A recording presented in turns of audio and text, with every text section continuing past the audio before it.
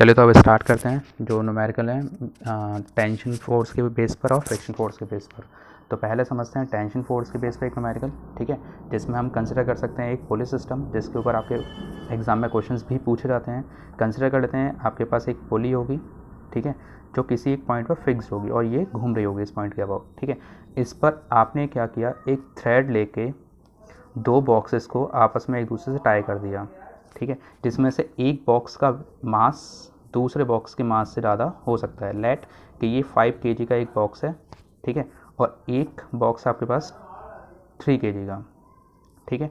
अब बात ये आती है कि यहाँ पे क्वेश्चन में ये गिवन होगा कि अगर आपके पास जो पुली है इस पर जो एक रोप से आपने दो ब्लॉक यानी कि 5 kg और 3 kg को एक दूसरे से बांध रखा है, साथ में ये जो पुली होगी ये फ्रिक्शनलेस होगी।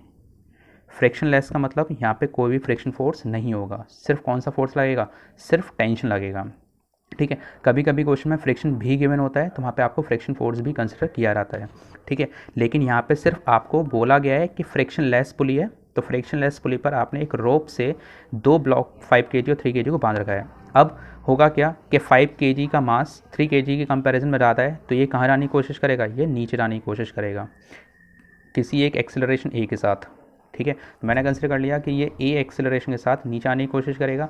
तो ये सेम एक ही सिस्टम देखा जाए, पूरा का पूरा एक ही रस्सी से बंधा हुआ है, एक रोप से बंधा हुआ है। अगर ये ए एक्सेलरेशन से नीचे आने की कोशिश कर रहा होगा तो ये ए एक्सेलरेशन से ऊपर जाने की कोशिश करेगा, ठीक है। तो ये ए से नीचे, ये ए से ऊपर। अब बात आती है कि जब अगर ये दोनों रोप एक दूसरे से टाइट हो चुकी होंगी, मतलब इनमें कोई भी स्लैग नहीं होगा, तब इनमें टाइटनेस आते ही टेंशन भी आनी स्टार्ट हो जाएगी। जिसका मतलब क्या होगा कि 5 kg का ब्लॉक अपने वेट की वजह से नीचे गिर रहा होगा, क्योंकि इस सिस्टम में कोई भी एक्सटर्नल फोर्स है ही नहीं, ठीक है। और अगर मैं बात करूं कि अपने वेट की वजह से नीचे गिर रहा होगा, जिसमें क्या आ रहा होगा, एक्सेलरेशन आ रहा होगा, ठीक है। तो ये नीचे आ रहा होगा, तो इस सिस्टम को रोकने के लिए एक रोप में टेंशन डेवलप होगा जो हमेशा मोशन के अपोजिट डायरेक्शन में होता है, ठीक है। तो मैंने इसे कंसिडर कर लिया कितना होगा, टी। अगर 5G का ब्लॉक नीचे आ रहा है तो टेंशन हमेशा ऊपर जाएगी, ठीक है। अगर टेंशन ऊपर जा रही होगी, अब इसको हमने कंसिडर कर लिया। अब बना था 3 किलोग्राम का फ्री बॉडी डायग्राम। तो 3 किलोग्राम का क्या होगा कि ये अगर नीचे आ रहा है तो ये मस्ट है कि ऊपर जा रहा होगा। अगर ये ऊपर जा रहा है लेकिन तब भी इसका बॉडी वेट कहाँ लगेगा, नीचे लगेगा। कितना होगा, 3G। G stand for gravitation acceleration, ठीक है। 3G वाला नीचे आ रहा होगा। तो अब अगर ये वेट तो नीचे है लेकिन जो ब्लॉक है आपके पास ये तो ऊपर जाने की कोशिश कर रहा होगा। अगर ये ऊपर जाने की कोशिश कर रहा है तो ऊपर इसे खींचने की कोशिश कौन करेगा, वेट तो नीचे लाने की कोशिश कर रहा है, लेकिन ये जा तब भी ऊपर रहा है, तो कन्फर्म है कि यहाँ पे एक टेंशन लग रही होगी जो इसे ऊपर ले जाने की कोशिश करेगी। आपको मैंने पहले वीडियो में भी ये बताया था कि अगर आपके पास सिंगल रोप होगी तो उसमें हमेशा टेंशन इक्वल एंड अपोजिट होती हैं। देखो ये टेंशन इस टेंशन के अपोजिट है, देखो डायरेक्शन से दोनों एक दूसरे के अपोजिट हैं, और दोनों टेंशन एक ही रोप होने की वजह से इक्वल भी होंगी, ठीक है। तो ये 5G का डायग्राम हो गया, ये 3G के लिए हो गया। अब आपको करना क्या है, यहाँ से क्वेश्चन में पूछ रहेगा कि find out the acceleration and tension in the pulley system, ठीक है। तो आपको यहाँ पे करना क्या होगा, आपके पास देखो कितने अननोन है, टेंशन और एक्सेलरेशन 2 अननोन है, तो आपको 2 इक्वेशन बनानी पड़ेगी। 2 अननोन को निकालने के लिए हमेशा 2 इक्वेशन बनाई जाती हैं। तो यहाँ पे आप करोगे क्या, यहाँ पे करोगे आप ये कि आप पहले एक इक्वेशन बनाओ इस ब्लॉक के लिए और एक इक्वेशन बनेगी 3 kg ब्लॉक के लिए। तो first equation for 5 kg block. तो 5 kg ब्लॉक की अगर बात करूं तो देखो ये ब्लॉक नीचे जा रहा है तो मतलब टेंशन वीक होगी और इसका वेट अपना ज़्यादा होगा। अगर वेट ज़्यादा है तो 5G माइनस टेंशन कम है T। अच्छा देखो अगर एक फोर्स ज़्यादा है एक फोर्स कम है और उसके बाद भी ब्लॉक में क्या हो रहा है, एक्सेलरेशन हो रहा है, इसका मतलब क्या होगा कि 5G ज़्यादा है टेंशन से, तो ये नीचे खींचने की कोशिश कर रहा होगा। तो दोनों का जो भी रिजल्ट आएगा उसी रिजल्ट से कहीं ना कहीं ब्लॉक नीचे लाने की कोशिश करेगा, मतलब ये भी एक फोर्स की वजह से होगा। तो force minus force equals to क्या होगा, फोर्स। एक्सेलरेशन ए, अगर मैं इसमें मास का मल्टीप्लाई कर दूँ तो क्या बन जाएगा, ये भी एक फोर्स बन जाएगा, ठीक है। तो यहाँ पर क्या करो, मास कितना होगा 5, तो ये हो गया 5G minus T equals to 5 है। तो दिस इज फर्स्ट इक्वेशन। और अगर बात की जाए 3 kg के लिए, 3 kg के लिए तो 3 kg का क्या सीन होगा, 3 kg का सीन होगा फॉर 3 kg ब्लॉक। अब देखो यहाँ पे t ज़्यादा है 3G कम है, तो t minus 3G into 3a। देखो 3 kg इंटू a क्या बन गया ये फोर्स, तो ये हो गई सेकंड इक्वेशन। आप इन दोनों इक्वेशन को सॉल्व कर लो, आपको आंसर मिल जाएगा। देखो टी माइनस में टी प्लस में अगर मैं इन दोनों इक्वेशन को क्या कर दूं, add equation first and equation second, अगर मैं दोनों इक्वेशन को ऐड कर दूंगा तो क्या मिलेगा, टी से टी कैंसिल आउट, और 5g minus 3g 2g equals to 8a। आपको a फाइंड आउट करना है तो हो जाएगा g/4, क्योंकि 2 से 1 कैंसिल आउट हो जाएगा। g की वैल्यू कंसिडर कर लेते हैं 10, तो a की वैल्यू कितनी आएगी, a की वैल्यू आ जाएगी आपके पास यहाँ पर कितनी 2.5 मीटर पर सेकेंड स्क्वायर। आ गया एक्सेलरेशन। एक्सेलरेशन निकालने के बाद आप इस एक्सेलरेशन की वैल्यू को इक्वेशन फर्स्ट या इक्वेशन सेकंड किसी में भी पुट कर दो। लेट के आपने इसे इक्वेशन किस में पुट किया है, फर्स्ट में, तो कितना आ जाएगा 5g minus T equals to 5 into 2.5। ठीक है, टी निकालना है, टी को तो ले रहा हो, इसको यहाँ ले आओ, तो टी इक्वल्स टू 5 इंटू जी की वैल्यू 10 माइनस कितना आ जाएगा, अब ये हो गया 5 टू द 10 और 12.5। ठीक है, तो 50 माइनस 12.5 कर दो तो कितना बचेगा, ऑलमोस्ट 37.5 न्यूटन। तो ये आ गई टेंशन। ठीक है, इस तरह से ये क्वेश्चन किए जाते हैं। अब आपको ये अच्छे से क्लियर हो गया होगा और आपको अब ये ऐसे क्वेश्चन करने आने चाहिए। ठीक है, क्लियर। आपको इतनी लंबी चौड़ी कैलकुलेशन नहीं करनी होती कंपटीशन में, बस आप 2 इक्वेशन बनाओ और इनको बहुत ईजी वे में सॉल्व कर लो। ठीक है, इस तरह से ये क्वेश्चन किए जाते हैं। अच्छा, अब एक क्वेश्चन कराया था मैं आपको फ्रिक्शन बेस पर। फ्रिक्शन बेस की अगर बात की जाए तो कल मैंने आपको एक डायग्राम ही समझाया था, उसमें मैंने ये बताया था कि अगर आप किसी भी इंक्लाइंड प्लेन पर किसी ब्लॉक को रखते हो, ठीक है, तो उस पर कुछ फोर्सेस वर्क करते हैं। मान लेते हैं कि इस ब्लॉक का मास m kg है, ठीक है, और इसका वेट हमेशा वर्टिकली डाउनवर्ड डायरेक्शन में होगा, तो कितना हो जाएगा 5g, और ये किसी एंगल पर होगा, सॉरी 5g कह रहा हूँ, m की वैल्यू अगर मैं 5 मान लेता हूँ कि 5 kg होगा तो 5g हो रहेगा। अब अगर ये थीटा एंगल बना रहा होगा तो मैंने आपको ये बताया था कि जब भी किसी ब्लॉक को किसी सरफेस पर रखते हैं तो उस पर हमेशा एक नॉर्मल फोर्स लगता है जो हमेशा सरफेस के द्वारा ब्लॉक पर लगाया जाता है। सरफेस के द्वारा ब्लॉक पर लग रहा होगा तो हमेशा वर्टिकली अपवर्ड डायरेक्शन होगा। वर्टिकली अपवर्ड डायरेक्शन ही कौन सी डायरेक्शन मानी जाती है, नॉर्मल डायरेक्शन। ये मत करना कि इसको इधर कर देना या ऊपर कर देना, हमेशा नॉर्मल, सेंटर ऑफ मास के नॉर्मल, तो ये ऊपर होगा। अब नॉर्मल जा रहा है ऊपर तो कन्फर्म है कि इस नॉर्मल का अगर मैं पीछे लेके रहूँ तो कुछ इस तरह से बनेगा। अच्छा, इन दोनों के बीच में कितना एंगल बन रहा होगा, देखो इन दोनों के बीच में कितना एंगल है, थीटा, तो ये एंगल यहाँ पे कितना होता है, थीटा, आप लोगों ने पढ़ा होगा। ठीक है, अब ये थीटा बनेगा तो 5g के कॉम्पोनेंट को आप ब्रेक कर सकते हो, एक तो थीटा के अबाउट और एक थीटा की लाइन के परपेंडिकुलर, तो ये बनेगा। तो जब थीटा के अबाउट ब्रेक करोगे तो कितना आएगा 5g कॉस थीटा, और ये वाला हो जाएगा 5g साइन थीटा। अब 5g साइन थीटा होगा तो ऐसे नीचे लाने की कोशिश कर रहा होगा, ये थीटा इस थीटा की वजह से बनता है। देखो अगर बात करूँ, ये एक हॉरिजॉन्टल लाइन है, ये एक एंगल पे बन रही है, तो ये हॉरिजॉन्टल लाइन हो गई, ये एक एंगल बना रही होगी, तो आप क्या लगा सकते हो यहाँ पर, आप लगा सकते हो यहाँ पर सिमिलर ट्राइंगल थ्योरम। ठीक है, सिमिलर ट्राइंगल थ्योरम के अकॉर्डिंग ये थीटा है तो ये भी क्या होगा, थीटा हो जाएगा, क्योंकि ये हॉरिजॉन्टल, ये भी हॉरिजॉन्टल, ये एक एंगल पर, ये भी एक एंगल, तो ये क्या होगा, थीटा। नहीं तो आप इसको मैथमेटिकली भी निकाल सकते हो, मैथमेटिकली भी प्रूफ आता है इसका। ठीक है, अब आप लोगों को मैंने पिछली वीडियो में बनाया था कि अगर थीटा के अबाउट इसको ब्रेक करोगे आप, तो थीटा के अबाउट हमेशा ब्रेक करने पर थीटा की तरफ हमेशा कॉस वाला कॉम्पोनेंट होता है और थीटा के परपेंडिकुलर हमेशा साइन वाला कॉम्पोनेंट होता है। ये मैंने आपको पिछली वीडियो में बताया था। ठीक है, अब करोगे क्या, करना ही है कि आपके पास जैसे 5g कॉस थीटा आ गया, 5g साइन थीटा आ गया, 5g साइन थीटा हमेशा इसे नीचे लाने की कोशिश कर रहा होगा, लेकिन अगर ये सरफेस कैसा है, रफ, तो मैं आपको बता चुका हूँ रफ सरफेस पर हमेशा एक फ्रिक्शन लगता है, और फ्रिक्शन कोफिशिएंट कितना होता है, म्यू। तो फ्रिक्शन कोफिशिएंट की वजह से ये ब्लॉक पे एक फ्रिक्शन लग रहा होगा जो इसे रोकने की कोशिश करेगा।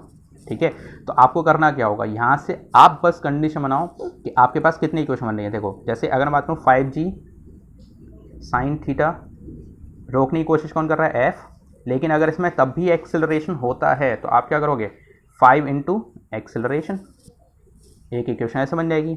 ठीक है, एक इक्वेशन बनाने के बाद अगर मैं बात करूं कि आपके पास जो रिएक्शन होगा r की वैल्यू कितनी होगी, 5g कॉस थीटा, तो और f की वैल्यू भी आपको वैसे पता है, म्यू r होती है, म्यू गिवन होगा, r आपके पास कितना आएगा 5g कॉस थीटा। तो यहाँ से एक इक्वेशन बना लोगे आप, यहाँ से इक्वेशन बना लोगे, हाँ पुट कर दो, और पुट करने के बाद इसको कैलकुलेट कर लेना, क्योंकि फिर आपके पास थीटा नोन होगा, ये निकालना होगा आपको बस। ठीक है, इस तरह से ये क्वेश्चन कराए जाते हैं। आप इस तरह के क्वेश्चन को बुक में ट्राई करें, और ना समझ आए तो मेरे कमेंट में आप क्वेश्चन भेज देना, मैं आपको वो करके भी दिखा दूँगा। ठीक है, नेक्स्ट टॉपिक इसमें स्टार्ट करते हैं, जो एग्जाम में पूछा जाता है वो है आपके पास प्रेशर। ठीक है, आप प्रेशर के बारे में पढ़ के आए हैं। प्रेशर का मतलब क्या होता है? देखो, प्रेशर का मतलब होता है कि जब भी आप किसी भी ऑब्जेक्ट पर, जैसे अगर बात करूं कि ये एक ऑब्जेक्ट है आपके पास, ठीक है, इस ऑब्जेक्ट पर अगर आप कोई फोर्स अप्लाई करते हो तो फोर्स अप्लाई करने की वजह से इस ऑब्जेक्ट में प्रेजेंट मॉलिक्यूल्स अपने ऊपर एक फोर्स एक्सपीरियंस करने की वजह से नीचे की ओर जाने की कोशिश करेंगे। ठीक है, नीचे की ओर जाने की कोशिश करेंगे तो वो कहीं ना कहीं क्या बन जाता है वहाँ पर? उसका प्रेशर। यानी कि प्रेशर की डेफिनेशन होती है the force per unit area applied on a object is known as pressure. ठीक है, force per unit area is known as pressure. तो प्रेशर क्या होता है? Force per unit area. ठीक है, अच्छा, इसकी यूनिट क्या होगी? अगर प्रेशर की बात की रहा है यूनिट की, तो फोर्स की क्या होती है? न्यूटन। एरिया की क्या होती है? Metre square. तो आंसर क्या आ गया? यूनिट क्या आ गई? न्यूटन पर मीटर स्क्वायर। अगर डायमेंशन बनानी हो तो न्यूटन की क्या होती है? ml/t-2। एरिया की क्या होती है? L2। तो L2 को ऊपर ले रहा हो तो क्या आएगा? ml-1t-2। डायमेंशन हो गई। ठीक है, तो प्रेशर याद रखना। प्रेशर क्या होता है? प्रेशर होता है किसी भी ऑब्जेक्ट के पर यूनिट एरिया पर कितना फोर्स आपने अप्लाई किया है। जितना ज़्यादा फोर्स उतना प्रेशर ज़्यादा, लेकिन जितना कम एरिया उतना प्रेशर ज़्यादा होगा। तो आप एक चीज़ याद रखना, less area high pressure, high force high pressure. तो ये चीज़ ध्यान रखें। अगर आपके पास जितना कम एरिया होगा उतना प्रेशर ज़्यादा होगा, और जितना फोर्स ज़्यादा होगा उतना प्रेशर ज़्यादा होगा। जैसे एक एग्जांपल ले सकते हैं कि आपके पास लेड के एक शार्प नाइफ है और एक ब्लंट नाइफ है। ठीक है, ब्लंट मतलब होता है कि जिसके जो एजेस होते हैं बहुत ज़्यादा मोटे हो गए हों। ठीक है, अगर बोलूँ कि आप दोनों नाइफ से सेब को कट करो, ठीक है, एप्पल को अगर कट करते हो दोनों नाइफ से, तो किस नाइफ से आप इजीली कट कर लोगे? वो होगा आपका शार्प। ठीक है, शार्प का मतलब हो गया कि शार्प नाइफ की अगर बात की जाए तो उसका एरिया, जो सरफेस एरिया होगा वो उसका कम होगा। ठीक है, सरफेस एरिया कम होने की वजह से आप अगर दोनों पे इक्वल अमाउंट ऑफ फोर्स लगाते हो तो एरिया कम होने की वजह से प्रेशर ज़्यादा हो रहेगा, जिसकी वजह से शार्प नाइफ इजीली क्या करेगा? एप्पल को कट कर देगा। और जबकि ब्लंट नाइफ एप्पल को कट नहीं कर पाएगा। क्यों? क्योंकि ब्लंट का सरफेस एरिया ज़्यादा हो चुका होगा। सरफेस एरिया ज़्यादा होने की वजह से प्रेशर क्या हो रहेगा? कम हो रहेगा। और प्रेशर का कम होने की वजह से एप्पल कट नहीं हो पाएगा। जबकि शार्प नाइफ में क्या होगा? एरिया कम होगा। एरिया कम होने की वजह से प्रेशर ज़्यादा हो रहेगा और वो कहीं ना कहीं क्या हो रहेगा? वहाँ पर ईजिली कट कर पाएगा। जैसे एक एग्जाम्पल ले सकते हैं, नेल और पेन। अगर मैं बात करूँ जो हमारे थंब नेल होते हैं, नेल से अगर आप किसी को कट करते हो वहीं पिन से करोगे तो किससे इजीली कट कर लोगे? पिन से। क्योंकि नेल का कहीं ना कहीं सरफेस एरिया क्या होगा? ज़्यादा होगा, और नेल्स का सरफेस एरिया ज़्यादा होने की वजह से वो प्रेशर कम अप्लाई कर पाते हैं। वहीं पिन एरिया कम होने की वजह से प्रेशर ज़्यादा अप्लाई कर पाता है। तो यही डिफरेंस है, आपको जो याद रखना है। ठीक है, नेक्स्ट, प्रेशर आपको यूनिट याद रखना, डायमेंशन याद रखना और प्रेशर की डेफिनेशन याद रखना। ठीक है, इसके बाद नेक्स्ट आपका कॉन्सेप्ट है वो है आपके पास जो बुक में आपको इंक्लूड कर रखा है, वो है आर्किमिडीज प्रिंसिपल। ठीक है, तो आर्किमिडीज प्रिंसिपल को आपको समझना है क्या?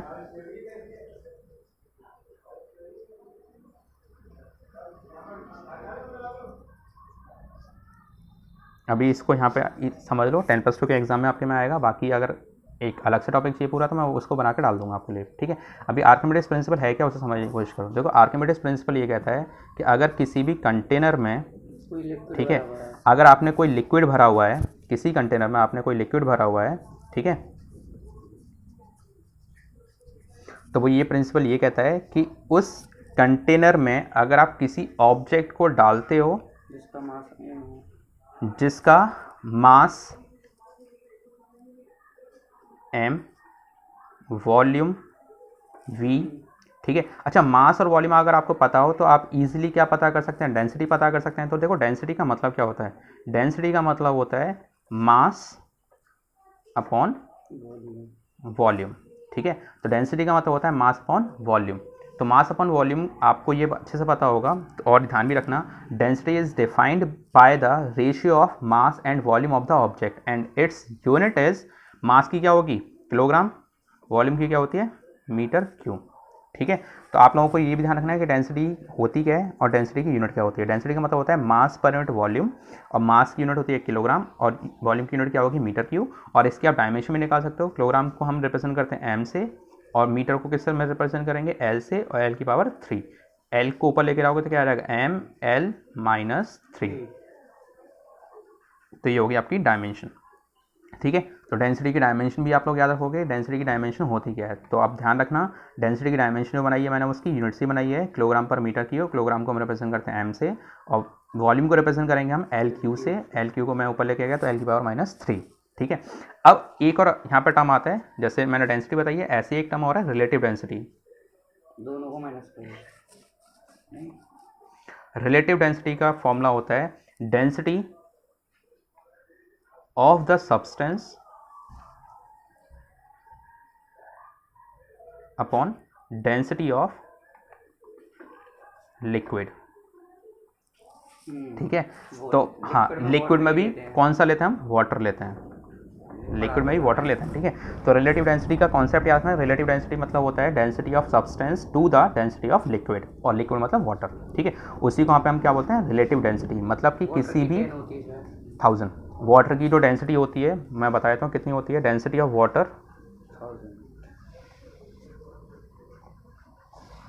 1000 किलोग्राम पर मीटर क्यूब। तो ये डेंसिटी भी आप लोग याद रखोगे कि वाटर की डेंसिटी होती कितनी है, 1000 किलोग्राम पर मीटर क्यूब। अच्छा, रिलेटिव डेंसिटी का कॉन्सेप्ट क्या है, रिलेटिव डेंसिटी का मतलब होता है कि जब भी आप किसी भी एक सब्सटेंस को वाटर में फिल करते हो, या फिर हम किसी भी सब्सटेंस की जब डेंसिटी की बात करते हैं, हाँ, तो हम रिलेटिव डेंसिटी को पहले डिफाइन करते हैं। जैसे अगर मैं बात करूँ कि आपने ये कॉन्सेप्ट पढ़ा होगा कि जब हम ऑयल को लिक्विड में डालते हैं या वुडन पीस को वाटर में डालते हैं तो वो डूबता नहीं है। तो रीज़न क्या है, वो आपको रीज़न पता होना चाहिए। रीज़न होता है कहीं ना कहीं उनका कॉन्सेप्ट डेंसिटी का।